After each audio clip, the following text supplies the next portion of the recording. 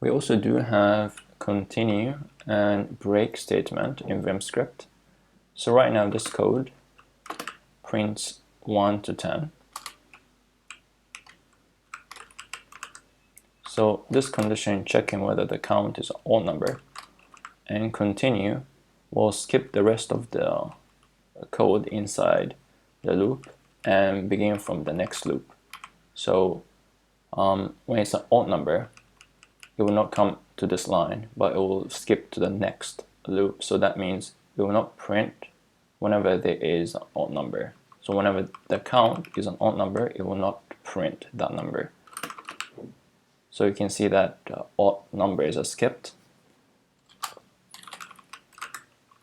And as for the break statement, it will simply exit out of the loop right away. So when the count reaches 6, it will just exit out and it will just come here.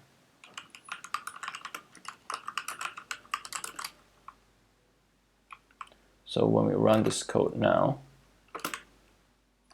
so you can see that it printed from 1 to 5, and when the count reached 6, it broke out of the loop from here and skipped to the end of the loop and print and exited. So that was continue and break statement in Vimscript. It's similar to many other languages.